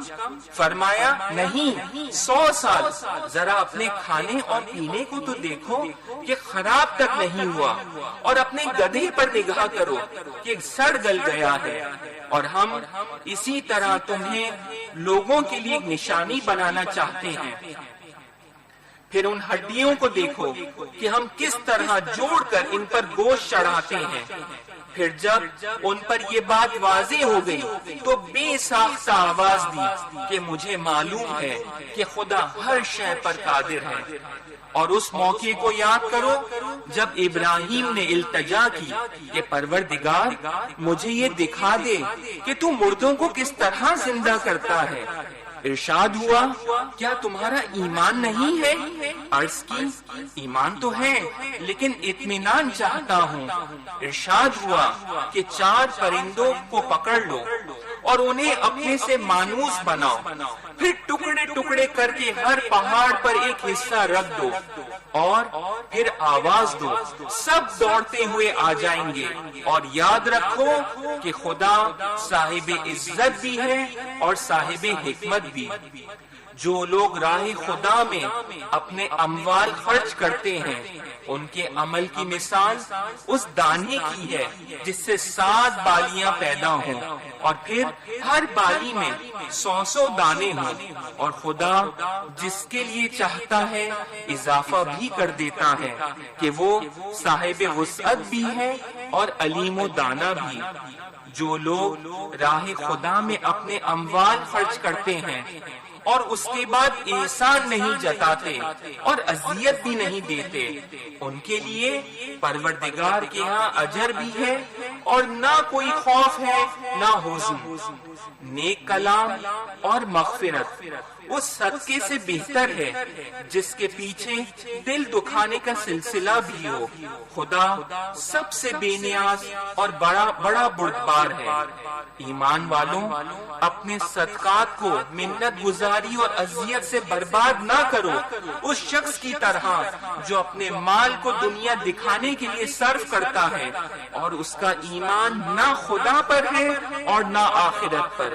اس کی مثال اس صاف چٹان کی ہے جس پر گرد جم گئی ہو کہ تیز بارش کے آتے ہی بالکل صاف ہو جائے۔ یہ لوگ اپنی کمائی پر بھی اختیار نہیں رکھتے اور اللہ کافروں کی ہدایت بھی نہیں کرتا۔ صدق اللہ العلی العظیم. درود بھیجیے محمد والے محمد پر.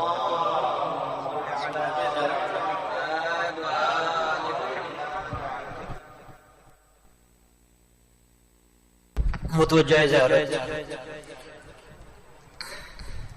السلام علیکہ یا ابا عبداللہ، السلام علیکہ یا ابن رسول اللہ، السلام علیکہ وعلی جدک وابیک، السلام علیکہ وعلی امک واخیک، السلام علیکہ یا ابن فاطمہ الزہراء سیدتی نساء العالمین، السلام علیکم ورحمۃ اللہ وبرکاتہ.